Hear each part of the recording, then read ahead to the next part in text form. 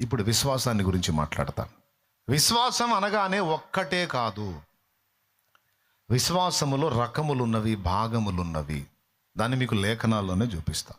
పునాదులలో విశ్వాసం అనేది ఒకటి ఉంది. ఇప్పుడు రిఫరెన్స్ తీసుకోండి, హెబ్రీ పత్రిక 6వ అధ్యాయము 1వ వచనం నుంచి. కాబట్టి నిర్జీవ క్రియలను విడిచి మారు మనసు పొందుటయు, దేవుని అందలి విశ్వాసమును, బాప్తిస్మమును గూర్చిన బోధయు. అదిగో రెండోది ఏమన్నాడు? మొదటిది మారు మనస్సు, రెండవది విశ్వాసము. ఇప్పుడు మారు మనసు గురించి చెప్పా, ఇప్పుడు విశ్వాసంలోని రకాలు మాట్లాడతాను. నంబర్ 1, పునాదులలో విశ్వాసం ఒకటి ఉంది. ఈ మాట హెబ్రీ పత్రిక 6:1 చూపించాను. ఇప్పుడు కృపా వరములలో ఒకటి విశ్వాసం ఉంది. ఇది 1 కొరింథీ పత్రిక 12వ అధ్యాయము 7వ వచనం నుంచి కిందికి చదివితే ఉంటుంది. 9వ వచనం అనుకో. 9 కృపా వరాలు 7వ వచనం నుంచి ఉంటాయి. 9వ వచనంలో విశ్వాసం అనే వరమును గురించి ఉంది. ఇక గలతీ పత్రిక 5:22లో ఆత్మ ఫలములో ఒక భాగంగా విశ్వాసం ఉంది. ఇప్పుడు వరుసగా చెప్పండి. పునాది సత్యములలో విశ్వాసం ఉంది, కృపా వరములలో విశ్వాసం ఉంది, ఆత్మ ఫలములో విశ్వాసం ఉంది. ఇప్పుడు విశ్వాసంలో రకాలు చూద్దాం. మొట్టమొదటిది, మనం పరలోకం చేరాలంటే యేసు ప్రభు అని నోటితో ఒప్పుకొని హృదయమందు విశ్వసించిన ఎడల మనము రక్షింపబడుతుము. ఇప్పుడు మనం రక్షింపబడటానికి ఏది ఆధారమైంది? కాదు, పెద్దగా చెప్పండి. విశ్వాసం. విశ్వాసం లేకుండా మనకు రక్షణ ఉందా? విశ్వాసం ఉంచి బాప్తీసం ఉందా? విశ్వాసమే కీలకం. ఓకేనా? రైట్. అయితే మనం మారు మనసు పొంది బాప్తీసం పొంది ఇవన్నీ చేయడానికి ముందు మొట్టమొదట ప్రభువుని విశ్వసిస్తాం కదా. ఆ విశ్వాసం ఏ విశ్వాసం అంటే మనం రక్షణ పొందడానికి, మన ఆత్మ నిత్య జీవం చేరడానికి ఆధారమైన విశ్వాసం. ఆ విశ్వాసం ఎంతవరకు పనిచేసిద్దంటే, నా పాపముల కొరకు ప్రభు ప్రాణం పెట్టి తిరిగి లేచాడు, ఆయన నిజమైన దేవుడు, ఆయనే నా రక్షకుడు, నేను నా నోటితో ఒప్పుకుంటున్నా, నా హృదయంలో విశ్వసిస్తున్నా అని విశ్వాసానికి గుర్తుగా బాప్తీసం కూడా పొందుతున్నా అని నువ్వు చూపించినప్పుడు నీ పేరు జీవగ్రంథంలో రాయబడింది. ఈ విశ్వాసాన్ని ఏమంటామంటే రక్షణాధారమైన విశ్వాసం. నంబర్ 1 రాసుకో, రక్షణాధారమైన విశ్వాసం. నంబర్ 1 రక్షణాధారమైన విశ్వాసం. అయితే ఈ విశ్వాసం ఎంతవరకు పనిచేసిందంటే నీ ఆత్మ నిత్య జీవాన్ని చేరడానికి. ఇకపోతే రెండవది రాశారు కదా, స్వస్థత పొందుటకు కావలసిన విశ్వాసము. ఇప్పుడు నేను చెప్పినటువంటి ఈ విశ్వాసం అనేది ముందు చెప్పిన మాట రోమా పత్రిక 10:9లో కూడా చూడొచ్చు. అదేమనగా యేసు ప్రభువని నీ నోటితో ఒప్పుకొని దేవుడు మృతులలో నుండి ఆయనను లేపినని నీ హృదయమందు విశ్వసించిన ఎడల నీవు రక్షింపబడుదువు. అది ఇక్కడ ఏం రాస్తాం? రక్షణార్థమైన విశ్వాసం, రక్షణ కొరకైన విశ్వాసం. వచనం ఇది, యేసు ప్రభువని నీ నోటితో ఒప్పుకొని హృదయమందు విశ్వసించిన ఎడల నీవు ఆయన నీ కొరకు ప్రాణం పెట్టాడు, దేవుడు మృతుల్లో నుండి ఆయన లేపాడు, రెండో రాకడలో ఆయన రాబోతున్నాడు. నువ్వు విశ్వసించి నోటితో ఒప్పుకొని హృదయంలో విశ్వసిస్తే రక్షణ. ఇది రక్షణార్థమైన విశ్వాసం. ఇక్కడ రెండవది స్వస్థత పొందడానికి కావలసిన విశ్వాసం. అపోస్తల కార్యములు 14వ అధ్యాయము 7 నుంచి చదువు. లుస్త్రలో బలహీన పాదములు గల ఒకడుండెను. అతడు పుట్టినది మొదలుకొని కుంటివాడై ఎన్నడూను నడువలేక కూర్చుండి ఉండువాడు. అతడు పౌలు మాట్లాడుతూ వినెను. పౌలు అతని వైపు తేరి చూచి స్వస్థత పొందుటకు అతనికి విశ్వాసముండెనని గ్రహించి, నీ పాదములు మోపి సరిగా నిలువమని బిగ్గరగా చెప్పినప్పుడు అతడు రౌండ్ చేయి. స్వస్థత పొందుటకు అతనికి విశ్వాసం ఉండిందని గ్రహించి, ఆ మాట రౌండ్ చేయి. స్వస్థత ప్రార్థన చేసేవాడు ప్రార్థన చేయటమే కాదు, ప్రార్థన చేయించుకునే వాళ్ళు కూడా విశ్వాసం పని చేయాలి. చేయించుకునే వాళ్ళ విశ్వాసం లేదనుకో, స్వస్థత కార్యం జరగదు. ప్రార్థన చేసేవాడు విశ్వాసం ఉంచిన వాడై ఉండాలి. ప్రార్థన పొందేవాడు కూడా స్వస్థత కొరకు విశ్వసించిన వాడై ఉంటే ఖచ్చితంగా స్వస్థత కార్యం నా దేవుడు ఆయన చిత్త ప్రకారం చేస్తాడు. కాబట్టి రక్షణ పొందడానికి కావలసిన విశ్వాసం, స్వస్థత పొందడానికి కావలసిన విశ్వాసం. ఇప్పుడు ఒక రకమా, 2 రకాల? 2. మూడవది, సంఘ క్షేమాభివృద్ధికి అవసరమైన పరిచర్య జరిగించడానికి కావలసిన విశ్వాసం. ఇది కృపా వరములలో ఒకటి. కృపా వరములలో ఒకటైన విశ్వాసం. దీనివల్ల ఉపయోగం ఏంటంటే నీలో ఉన్న ఈ విశ్వాసం ఇతరులకు ప్రయోజనకరంగా ఉంటుంది. ఇది ఆత్మదేవుడే నీకు ఇస్తాడు. ఉదాహరణకి ఈ విశ్వాస వరం నాలో ఉందనుకో, ఈ వరం నాలో ఉండటం వల్ల దేవుని కొరకు సాహసోపేతమైన కార్యాలు నేను చేస్తాను. చేయటం వల్ల అనేకులకు రక్షణ జరిగింది. దీన్ని ఎలాగో చెబుతా. పరిచర్యకు నన్ను దేవుడు తీసుకొచ్చినప్పుడు దేవుని కొరకు గొప్ప కార్యాలు చేయడానికి నేను పూనుకోవడానికి విశ్వాసమే ఆధారమైంది. ఒక్కడు కూడా నాకు పరిచయస్తుడు లేడు ఒక ఊర్లో. వినండి బాగా, ఒక్కడు కూడా పరిచయస్తుడు లేడు ఒక ఊర్లో. మా నాన్న వాళ్ళ ఊరు నరసరావుపేట పక్కన వడ్లమూడి వారిపాలెం. ఆ ఊరికి ప్రక్కనే విప్పర్లపల్లి అనే ఊరు ఉంటుంది. ఆ ఊర్లో నాకు పరిచయస్తులుగా ఎవరు లేరు, అక్కడ ఉండే స్థానికుల్లో. కానీ నేను దేవుని సేవలోకి వచ్చినాక కనీసం ప్రవక్త స్వదేశమందు హితుడు కాడు అన్నాడు కాబట్టి సొంత ఊర్లో కాకపోయినా కనీసం పక్క ఊర్లో నన్న పరిచర్య ఏర్పాటు చేసి 4 ఆత్మలు రక్షించాలన్న ఆరాటం నాకు ఉండింది. కానీ నేను అక్కడికి వెళ్ళి పరిచర్య చేయాలంటే నాకు అక్కడ ఉండే స్థానికుల్లో ఒక్కరు కూడా పరిచయం లేరు. కానీ ఆశ అయితే ఉంది, అక్కడ కూడా సేవ చేయాలని. ఇదేమో నేను పుట్టినూరు, చిలకలూరుపేట నేను పుట్టినూరు. వడ్లమూడి వారి పాలెం అనే ఊరేమో మా అయ్య పుట్టినూరు. కాబట్టి నేను పుట్టిన ఊర్లోనూ మా నాన్న పుట్టిన ఊర్లో కూడా పరిచర్య ఉండాలి. ఇంకా చెప్పాలంటే బంధు జన వాళ్ళంతా అక్కడ ఉన్నారు. నా తండ్రి తోడబుట్టిన వాళ్ళందరూ కూడా అక్కడ ఉన్నారు, వాళ్ళ పిల్లలు అంతా అక్కడ ఉన్నారు. అయితే మరి ఇప్పుడు అక్కడ పరిచర్య చేయడానికి మరి ఒకవేళ సొంత ప్రాంతంలో కుదరదంటే పక్కనన్నా చేయాలి కదా అని ఆలోచన చేశాను. కృపా వరములలో ఒకటిగా లభించే విశ్వాసం గొప్పతనం ఏంటంటే ఇది శూర కార్యాలు చేయటానికి తెగించిద్ది. మామూలు విశ్వాసం ఉన్నోడు తెగించలేడు, కానీ వరములలో ఒకటిగా లభించినటువంటి విశ్వాస ఫలం ఏంటంటే గొప్ప కార్యాలకు తెగిస్తారు. స్తోత్రం. దేనికి తెగిస్తారు? గొప్ప కార్యాలకు తెగిస్తారు. దాని ఫలితంగా అనేకులకు అది రక్షణార్థంగా మారుతుంది. కొద్ది రోజులు ఎదురు చూస్తూ ఉంటే ఆ ఊరికి చెందిన వాడిని దేవుడు నా దగ్గర నడిపించాడు. ఆయనే పాస్టర్ దావీదు. దేవునికి స్తోత్రం. మీకు తెలుసుగా, నరసరావుపేటలో సేవ చేస్తున్నాడు పాస్టర్ దావీదు. ఆయన నేనున్న ఏరియాలో శాంతినగర్లో ఒక కిరాణా షాప్ పెట్టుకొని నడుపుకుంటున్నాడు. పరిచయం అయ్యాడు, చిన్నగా సువార్త చెప్పాను, రక్షణలోకి వచ్చాడు. రక్షణలోకి వచ్చిన తర్వాత ఆయన ఆధారం చేసుకొని ఆ ఊరికి వెళ్ళాను. ఒక్కళ్ళు కూడా నాకు పరిచయం లేదు. ఈ ఒక్క ఫ్యామిలీ ఒక్కళ్ళు కూడా పరిచయం లేని దగ్గర సేవ ఎట్లా జరిగిద్ది? అక్కడ ఆత్మలు ఎట్లా రక్షించబడితే ఎవరో ఒకళ్ళని ఆధారం చేసుకోవాలిగా, ఎవరు లేరు. కాబట్టి ఆశతో ఎదురు చూస్తే ఆ ఊరి వ్యక్తి నా దగ్గరకు పంపించాడు. ఖచ్చితంగా నేనున్న వీధిలోకి నా ఇంటి పక్కకే వచ్చాడు. విశ్వాసంతో ఎదురు చూసా. ఒక పర్సన్ దొరికాడు. ఆ పర్సన్ ఆధారం చేసుకొని, విచిత్రం ఏంటంటే ఆయన అక్కడ ఉండడు, ఆయన నా దగ్గర ఉంటాడు. తీసుకెళ్ళాడు, ఒక కుటుంబాన్ని పరిచయం చేశాడు. వాళ్ళని కలుసుకోవటం నేను అదే అన్యుల కుటుంబం. ఆ కుటుంబంలో వ్యక్తులతో మాట్లాడి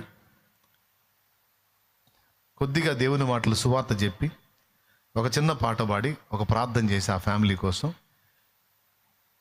మీకు ఇంట్రెస్ట్ ఉండి మీరు ఆహ్వానిస్తే ఇదే రోజు మళ్ళీ నేను నెక్స్ట్ వీక్ కూడా రావటానికి ఇష్టపడుతున్నాను అన్నాను.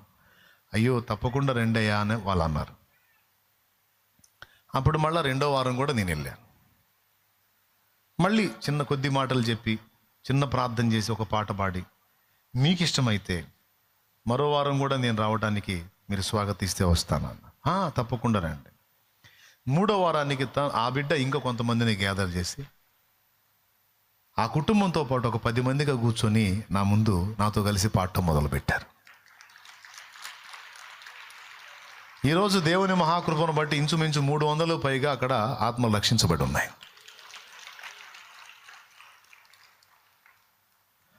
అంటే జస్ట్ మాదిరి కోసం చెప్తున్నాను నేను. అసలు ఒక్కరు కూడా పరిచయం లేని ఆ ప్రాంతంలో పరిచర్య చేయాలంటే విశ్వాసం కావాలిగా. అక్కడ పెట్టుబడి ఏంటంటే విశ్వాసమే. విశ్వాసంతో ఎదురు చూశాను. విశ్వాసంతో ఎదురు చూసిన ఎదురు చూపుని దేవుడు ఆమోదించి పర్సన్ పంపించాడు. అతన్ని ఆధారం చేసుకుని అడుగు వేశాను. ఇప్పుడు అక్కడ పరిచర్య. విచిత్రం ఏంటంటే అక్కడి నుంచి దైవజనులు లేచి మరికొన్ని ప్రాంతాలకు వెళ్ళే పరిస్థితికి దేవుడు తీసుకొచ్చాడు. ఇందులో మీకేమర్థమైంది? వరముగా నాకు లభించిన విశ్వాసాన్ని నేను ప్రయోగించడం ద్వారా అక్కడ వందలాది ఆత్మలకు రక్షణ జరిగింది. ఇది నాకు ప్రయోజనమా, వాళ్ళకు ప్రయోజనమా? అది వరములో ఒకటిగా లభించే విశ్వాస ఫలితం ఏంటంటే ఎదుటి వాళ్ళకు ప్రయోజనం మనం చేసే పనుల వల్ల. కొంతమంది విశ్వాసంతో సాహసోపేతమైన అడుగులు వేస్తారు. మనకు అది ఆశ్చర్యంగా ఉంటుంది. పెద్ద పెద్ద నిర్ణయాలు, పెద్ద పెద్ద సాహసాలు ఎట్లా సాధ్యమైంది? దేవుడు ఆయన సమస్తం చేయగలడు, నాకు విశ్వాసం ఉందంట. పక్కన వాళ్ళకి మైండ్ పోయిద్ది. 22 సెంట్లలో షెడ్ ఉన్నప్పుడు, అందులో ప్రజలు కూర్చుని ఆరాధిస్తున్నప్పుడు ఈ పక్క ఎలా షెడ్ అనేవాళ్ళు, నా పక్కన తిరిగి వాళ్ళు ఇది నిండితే కదా పక్కన షెడ్ అనుకునేవాళ్ళు. చెప్పింది 1-2 వారాల తర్వాత అది ఫుల్ అయ్యేది. ఖచ్చితంగా షెడ్ వేయాల్సి వచ్చేది. అట్లా పగలగొట్టుడు కార్యక్రమం అనేది ఇప్పటికీ నిర్విరామంగా సాగుతూనే ఉంది దేవుని కృపలో. అంటే విశ్వాసం అనేది సమాజ శ్రేయస్సు కొరకు, సంఘ క్షేమాభివృద్ధి కొరకు, ఆత్మల రక్షణ కొరకు మనం కలిగి ఉన్న విశ్వాసం ఇతరుల ప్రయోజనంగా మారే అవకాశం వరము ద్వారా లభించే విశ్వాసంలో ఉంది.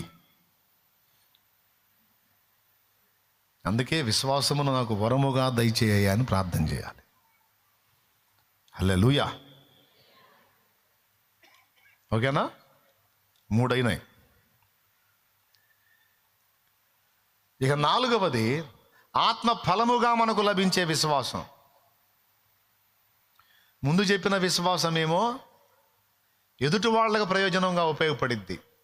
ఇప్పుడు నాలో ఉన్న విశ్వాసాన్ని నేను అక్కడ ఉపయోగించడం వల్ల 300 మంది ఆత్మల రక్షణ అంటే చిన్న విషయం కాదుగా. చిన్న విషయం అది. మరి ఇదంతా జరగటానికి విశ్వాసమేగా. ఇప్పుడు నేను ఉపయోగించిన విశ్వాసం నాకా ప్రయోజనం, వాళ్ళకా? అలాగే కృపా వరము ద్వారా నీలో లభించిన విశ్వాసం, నీకు లభించిన విశ్వాసం ఒక విశ్వాసం వరమే కాదు, స్వస్థత వరమైన, ప్రవచన వరమైన, దాదాపు చాలా వరాలు, నీలో ఉన్న వరాలు ఇతరుల కోసమే ఇస్తాడు, నీ కోసం కాదు. నీకు వరాలు నీ కోసం కాదు, ఇతరుల కోసం ఇస్తాడు. దేవునికి స్తోత్రం కలుగును గాక. అందులో విశ్వాసం ఒకటి. 3. 4వది ఆత్మ ఫలములో ఒకటైన విశ్వాసం. గలతీ 5:22. ఈ విశ్వాసం వల్ల ప్రయోజనం ఏంటి అంటే ఆత్మ ఫలముగా మనలో వ్యక్తమయ్యేటువంటి విశ్వాసము మనకి ఇతరులకు కూడా ప్రయోజనకరంగా ఉంటుంది. ఈ విశ్వాసం, ఇది ఆత్మ ఫలం, ఇది మనకి ఇతరులకు కూడా ప్రయోజనకరం. ఈ విశ్వాసం ఇప్పుడు దీన్ని ఎలా చెప్పొచ్చు అంటే ఆత్మ ఫలముగా మనకు వచ్చే విశ్వాసమే పరీక్షలో ఉండేది. స్టార్టింగ్లో ఒక మాట అన్నాను, విశ్వాసం ద్వారా అద్భుతాలు జరగటమే కాదు, విశ్వాసం పరీక్షింపబడిద్ది అన్నాను. అంటే అద్భుతాలు జరిగే విశ్వాసం ఒకటి ఉంది, పరీక్షకు నిలబడాల్సిన విశ్వాసం ఒకటి ఉంది. కొన్నిసార్లు విశ్వాసం ద్వారా అద్భుతాలు జరుగుతాయి, కొన్నిసార్లు విశ్వాసానికి పరీక్షలు కూడా ఎదురవుతాయి అన్నారు. ఈ మాటను ఎలా అర్థం చేసుకోవచ్చు మనం? విశ్వాసం ద్వారా అద్భుతాలు జరుగుతాయంటే ఇంకా అన్ని అద్భుతాలే జరగాలి, మళ్ళీ విశ్వాసానికి పరీక్ష ఏంటి? ఆ మాట కూడా ఉంది బైబిల్లో. అర్థమైందా? విశ్వాసం అద్భుతాలు జరిగించడమే కాదు, కొన్నిసార్లు పరీక్ష కూడా నిలబడిద్ది. పరిశుద్ధాత్మ ద్వారా మనలో ఏర్పడిన విశ్వాసం, దానివల్ల ప్రయోజనం ఏంటో తెలుసా? మామూలుగా కొంతమంది అన్ని లైన్గా ఉన్నప్పుడు విశ్వాసంలో ఉంటారు, బిడిస్తే జంపు. కానీ పరిశుద్ధాత్మ మూలంగా ఒకడు విశ్వాస వరమును కలిగి, విశ్వాస ఫలము అనే దాన్ని కలిగి ఉంటే ఎంత కఠినమైన పరిస్థితుల్లో కూడా ప్రభువును వదిలిపెట్టడం.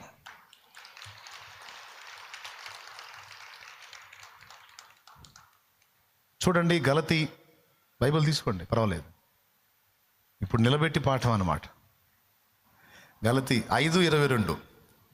అయితే ఆత్మ ఫలమేమనగా ప్రేమ, సంతోషము, సమాధానము, దీర్ఘశాంతము, దయాళుత్వము, మంచితనము, విశ్వాసము, సాత్వికము, ఆశా నిగ్రహము. మొత్తం 9 వచ్చినాయి. ఈ 9 కూడా అసాధారణమైనవే. ప్రేమ. అయితే ఆత్మ ఫలమేమనగా అందులో 7వది వచ్చింది విశ్వాసం. ప్రేమ, సంతోషము, సమాధానము, దీర్ఘశాంతము, దయాళుత్వము, ఆశా నిగ్రహము, మంచితనము, విశ్వాసము, సాత్వికము, ఆశా నిగ్రహం. అందులో విశ్వాసం అనేది ఒకటి ఉంది.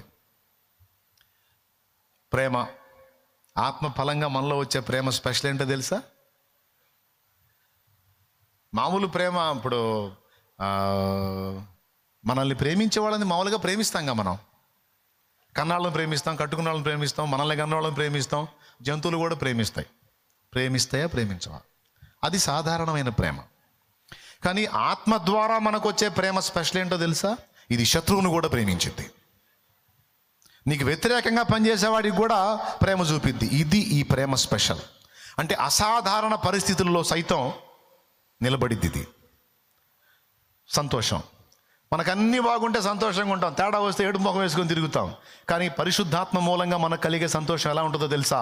ప్రతికూలత ఎదురైనా కూడా హ్యాపీ పోదు, సంతోషం పోదు, సంతోషంగానే ఉంటారు. ఇది అసాధారణమైన సంతోషం. అలాగున విశ్వాసం కూడా. ఈ విశ్వాసం ఎలాంటిదంటే కఠినమైన అగ్ని పరీక్షలు వచ్చినా సరే ప్రభుని వదిలిపెట్టి పోదు, ప్రభుని గట్టిగా హత్తుకొని ఉంటుంది. ఆత్మ ఫలము ద్వారా మనకు లభించే విశ్వాసం యొక్క శక్తి అది. అర్థమైందా? ఆ విశ్వాసానికి ఎన్ని అగ్ని పరీక్షలు అన్నా రాని, బట్టలు లేకుండా పోని, అన్నమే లేకుండా పోని, రోగాలు రాని, వచ్చిన రోగాలు తగ్గకపోని, అగచాట్ల మీద అగచాట్లు ఎక్కువ అవని, అప్పులు పెరిగిపోని, ఏమన్నా కానీ చేయని నేరాలు నెత్తి మీద పడని, నిందల పాలవని, దూషణ పాలవని, ద్వేషం పాలవని, ఏదైనా ఈ ఆత్మ ఫలములో ఒకటిగా లభించే విశ్వాస ఫలితం ఏంటంటే ప్రభువుని మాత్రం వదలరు, ప్రభు కొరకు నిలబడిపోతారు. అర్థమైందా? విశ్వాసంలో ఇదొక భాగం. ఆఖరిది హెబ్రీ పత్రిక 11:1. విశ్వాసమనున్నది నిరీక్షింపబడు వాటి యొక్క నిజస్వరూపును, అదృశ్యమైనవి ఉన్నవనుటకు రుజువునై ఉన్నది. అయిపోయింది. మళ్ళీ ఇదే విశ్వాసం, దీని గురించి కూడా ఒక మాట చెప్తా. ఇప్పుడు వరుసగా నేను 4 రకాల విశ్వాసాల గురించి మాట్లాడాను. నంబర్ 1 రక్షణార్థమైన విశ్వాసం. నంబర్ 2 స్వస్థత కొరకైన విశ్వాసం. నంబర్ 3 సంఘక్షేమాభివృద్ధికి ఇతరుల ప్రయోజనార్థమై వరముగా లభించిన విశ్వాసం.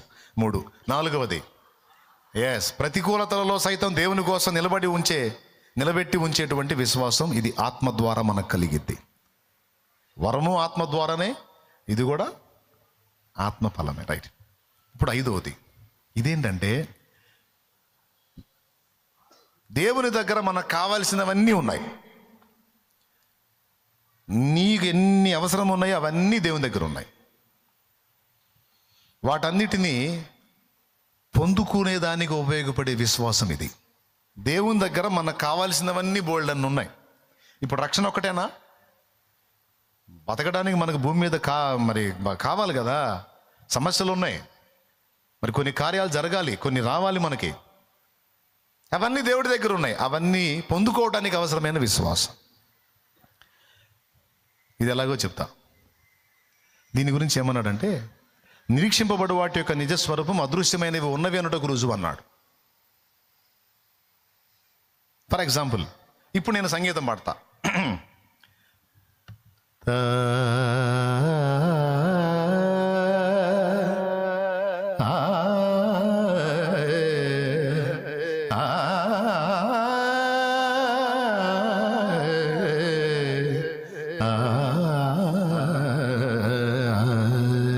అని ఓ రాగం పాడా. స్థిరమే లేని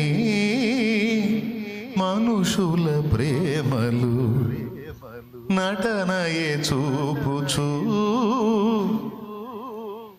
ఆబేరి రాగంలో ఓ పాట పాడా. బాగుందా? మీకు నచ్చిందా? దావీదు కుమారుడా నన్ను దాటిపోకయ్యా, నజరేతువాడ నన్ను విడిచిపోకయ్యా. దావీదు కుమారుడా నన్ను దాటిపోకయ్యా,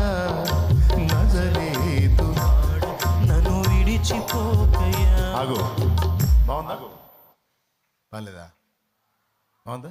కన్నుల జారిన కన్నీళ్ళు తడిపెను దేవుని పాదాలు, ఇప్పటి నుండి నీ కళ్ళు చూచును దేవుని కార్యాలు. ఉందిలే నీవేనా ఎందుక వేదన. బాగుందా? బాగుందా? బాగుందా? రైట్. ఇప్పుడు నేను ఎన్ని పాటలు పాడాను? పెద్దగా చెప్పండి.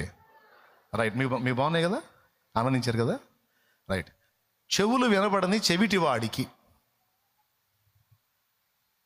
ఇప్పుడు నేను పాడిన పాటలు ఉన్నాయా లేవా? కరెక్ట్గా చెప్పండి, ఆలోచించి చెప్పండి. నేను పాడిన పాటలు చెవిటి వాడికి ఉన్నాయా లేవా? కరెక్టే కదా? లేవు. అలాగని నా దగ్గర పాటలు లేవా? ఎవరికి ఉన్నాయి? చెవులు లేనివాడికి. రైట్. నా దగ్గర చచ్చౌకంగా స్ఫటికాకారంలో ఉన్నటువంటి ఒక రాయి ఉంది. చాలా అందంగా ఉంది. ఎంతమంది కనపడుతుంది? రాయి ఉందా లేదా? కళ్ళు లేనోడికి. అలాగా నా దగ్గర వాడికి కళ్ళు లేనంత మాత్రం నా దగ్గర రాయి లేదా? దేవుడి దగ్గర ఇలానే అన్నీ ఉన్నాయి. కానీ విశ్వాసం అనే కళ్ళు లేనోడికి ఏమి లేవు. విశ్వాసం అనే కన్ను ఉన్నోడికి నీకు కావలసినవన్నీ దేవుడి దగ్గర ఉన్నాయి.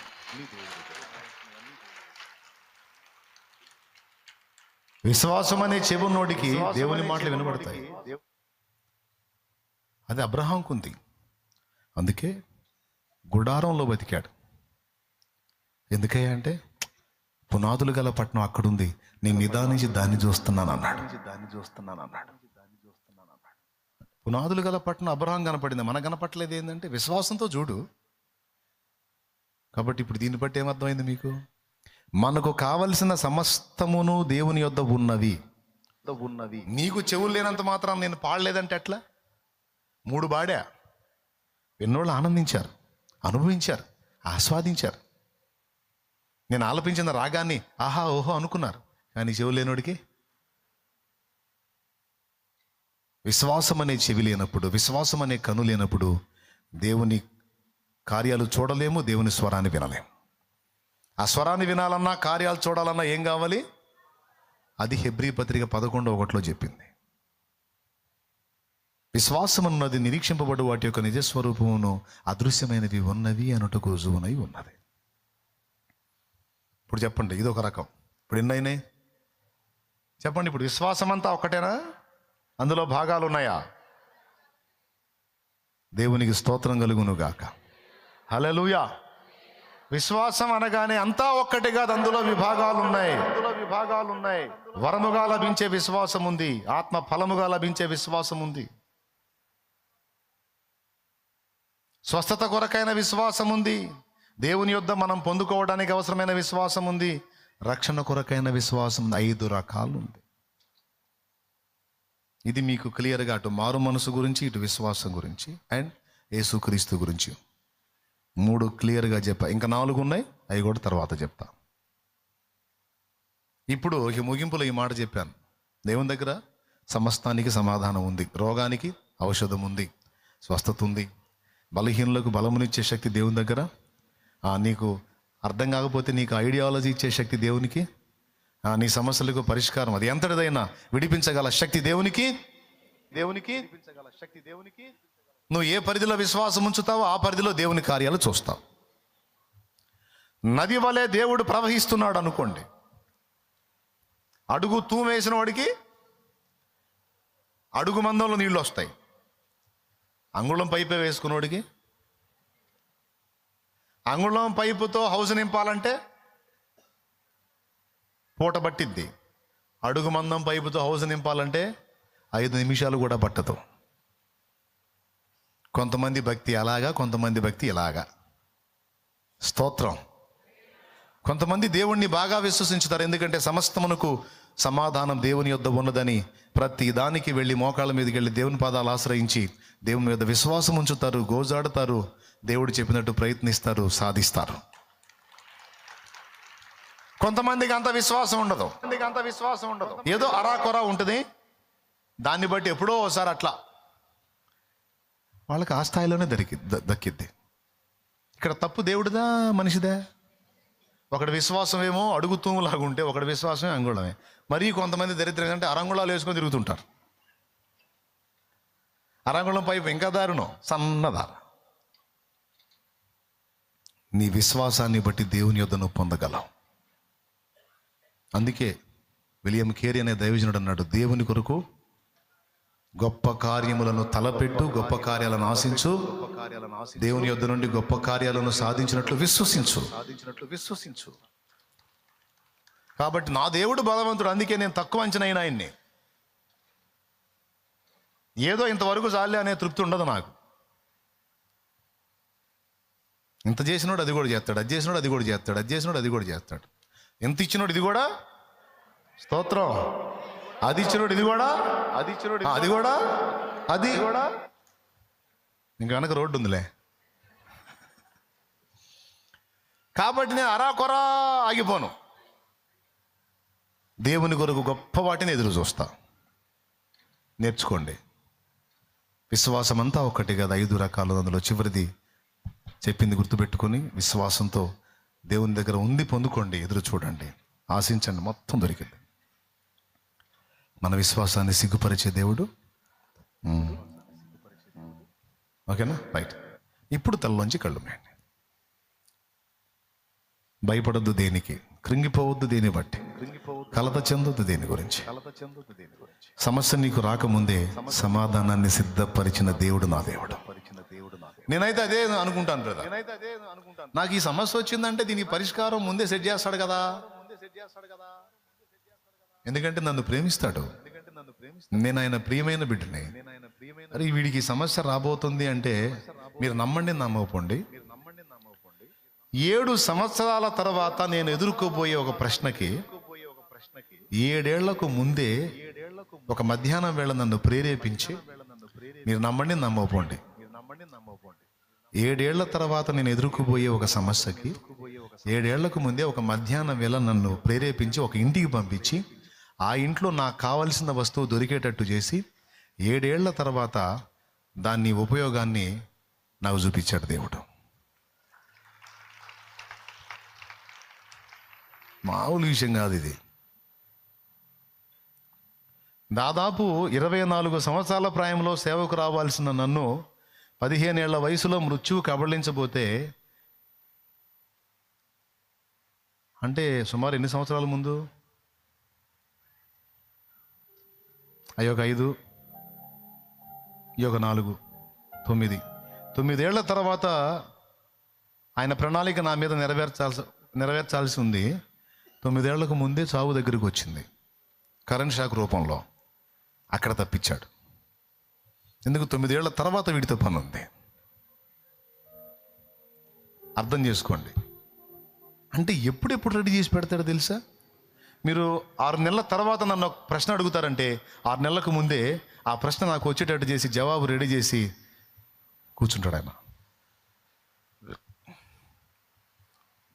ఒరే ఆ అంశాన్ని ధ్యానించురా, 6 నెలల తర్వాత నీకు ఒక ప్రశ్న రాబోతుంది, నువ్వు ముందే చదివి ఉండాలి, అది తెలుసుకొని ఉండాలి అని నా దృష్టికి అది వచ్చేటట్టు చేసి నాకు దాన్ని నేర్పి పక్కకి వెళ్తాడు. చూడండి ఎంత నమ్మకస్తుడు. నాకు ఈ సమస్య వచ్చిందంటే ఎక్కడో చోట రెడీ చేసి పెడతాడు, అది ఎక్కడుందో ఆయనే చూపించాలి అని ఆయన వైపే చూస్తా. సమస్య వచ్చింది, పరిష్కారం చూపించవయా అని దాచిపెడతాడుగా ముందే. ఇది గొప్ప అంటాడు. అట్లా ఎన్ని పొందానో నా దేవుడి దగ్గర, ఎన్ని పొందానో.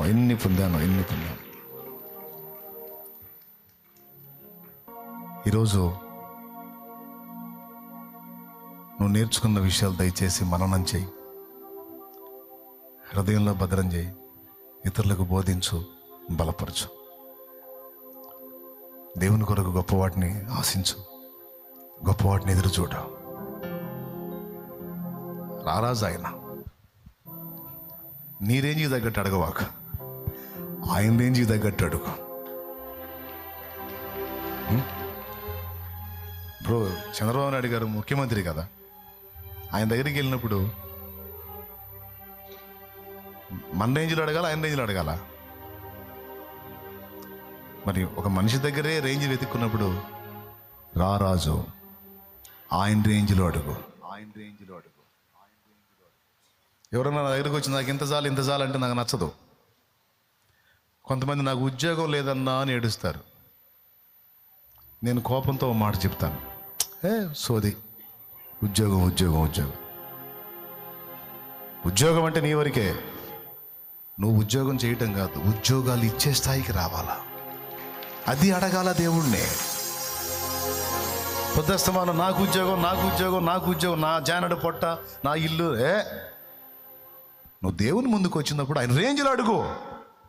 మోకాళ్ళు వేసి నాకు ఉద్యోగం కాదా, ఒక 100 మందికి ఉద్యోగాలు ఇచ్చే స్థాయి నాకు కావాలా, ఆ శక్తి నాకు కావాలా. నా ఒక్కడి కడుపు కాదాయా, 100 మంది కడుపులు నిండాలి, 100 కుటుంబాలు బతకాలి. నువ్వు ఎట్లా చేస్తావో నాకు తెలియదు, ఏ కార్యం చేస్తావో నాకు తెలియదు, ఏ విధంగా నాకు కృప చూపుతావో నాకు తెలియదు. నా దేవా, ఒక 100 మంది కుటుంబాలకు నేను అన్నం పెట్టేవాడిని కావాలి, అన్నం పెట్టేదాన్ని కావాలి, నాకు ఆ కృపనివో అని అడుగో. అది ఆయన రేంజ్, అది ఆయన రేంజ్. అరే ఆయన దగ్గర పోయి పొద్దుస్తమా నాకు ఉద్యోగం నాకు ఉద్యోగం నాకు ఉద్యోగం, ఎప్పుడు డెవలప్ అవుతాను? ఎంత చెప్పినా కూడా నీకు నీ ఉద్యోగమే అంటే ఇంకేదో తగలబడిపోయి ఇస్తాడు. ఈడని కాదు, ఇస్తాడు, నీకు ఇస్తాడు, లేదా 100 మందికి ఇచ్చే శక్తి కూడా నీకు ఇస్తాడు. ఆశ గల ప్రాణాన్ని తృప్తిపరుస్తాడు. గుండె నిండా ఆశ ఉండాలి. ఎప్పుడు అన్నం ముద్ద ఎత్తినా నాతో పాటు 100 మంది తినాలి ప్రభువా, 100 కుటుంబాలు తినాలి ప్రభువా, 1000 మంది తినాలి ప్రభువా, 10,000 మంది తినాలి ప్రభువా. ఎప్పుడు అన్నం ముద్ద ఎత్తినా సరే నాతో పాటు 10,000 కడుపులు నిండాలి. ఆ కృప నాకు కావాలి ప్రభువా, సహాయం చేయి, సహాయం చేయి.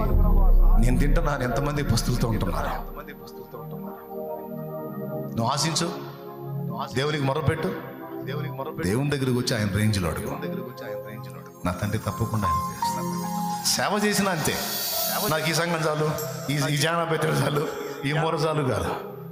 అనేక ప్రాంతాలకు నీ సువార్త మోసుకెళ్ళాలి, అనేక చోట్ల నీ బలిపీఠాలు కట్టాలి, అన్ని జనులను రక్షించాలి, శాఖోపశాఖలుగా విస్తరించాలి, అనేక జీవితాలు వెలిగించాలి. నాకు పేరు ప్రఖ్యాతులొద్దు, ఆత్మలకు రక్షణ వస్తే చాలు, నీకు మహిమ వస్తే చాలు, ఆత్మీయులకు బలాభివృద్ధి వస్తే చాలు. నా తండ్రి సాయించి. అదే కదా నాన్న సేవకైనా అడగాల్సింది, ఉపాధికైనా అడగాల్సింది. అప్పులు తీర్చు, అప్పులు తీర్చు, అప్పులు తీర్చు, అప్పులు తీర్చి అనేకులకు ఇచ్చేటట్టు నన్ను చేయవయా. నా చెయ్యి పిడికిలి వీపి అనేకులకు ఇచ్చేటట్టు చేయవయా, నన్ను అట్లా దీవించవయా అని అడుగు. నేను చెప్పింది రైటర్ అండి. దేవుని రేంజ్లో అడిగిన ఆయన అడుగుతా ఉండును. ఒకనాటికి నీ హృదయ వాంఛ తీరకపోతే నా తండ్రి నాకు చేశాడు, నీకు కూడా చేస్తాడు.